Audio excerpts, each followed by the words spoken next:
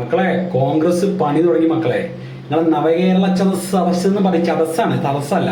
അത്രയും വൃത്തിയായിട്ട് ഒരു പരിപാടി നടന്നിട്ടുണ്ടായിരുന്നല്ലോ. ജനങ്ങൾക്ക് ഒരു ഉപകാരമില്ലാതെ നിങ്ങൾ കേരളം മൊത്തം ഒന്ന് AC വലിയ സംഭവമാക്കിയിട്ടുള്ള ഒരു ബസ്സിൽ സഞ്ചരിച്ചു കഴിഞ്ഞ് എന്തൊക്കെയോ പണ്ട് ജനസമ്പർക്ക പരിപാടി നമ്മളെ ഉമ്മൻചാണ്ടി സാറ് നടത്തിയ പോലെ അപ്പം വാങ്ങി കഴിഞ്ഞ് അതിനുള്ള വേണ്ട കാര്യങ്ങൾ ചെയ്തു കൊടുക്കുന്ന രീതി എന്നുള്ള ഒരു പ്ലാൻ ഇട്ട് കഴിഞ്ഞ് നവകേരള സദസ്സ് എന്ന് പറഞ്ഞിട്ട് ഒരു കൊണാപ്പിച്ച പരിപാടി നടത്തിയില്ലേനോ?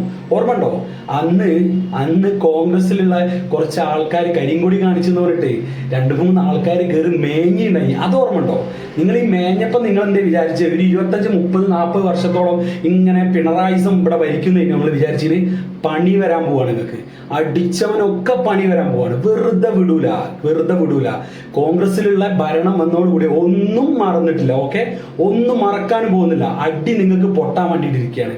നിങ്ങൾ എന്താ വിചാരിച്ചു ഇതൊക്കെ ജനം മറന്നു പോകും? ഈ പ്രശ്നമല്ല. ഗൺമാൻസ് ആയിട്ടുള്ള എന്നും പിണറായി പോലീസ് ഉണ്ട് ഞങ്ങളെ കൂടെ, കൈക്കരുത്തിന് പിണറായി പോലീസ് ഉണ്ട് എന്ന് വിചാരിച്ചിരുന്നല്ലേ? പണി പാല് വെള്ളത്തിൽ കിട്ടും നിങ്ങൾക്ക്. നിങ്ങൾ ഓർത്ത് വെച്ചോ.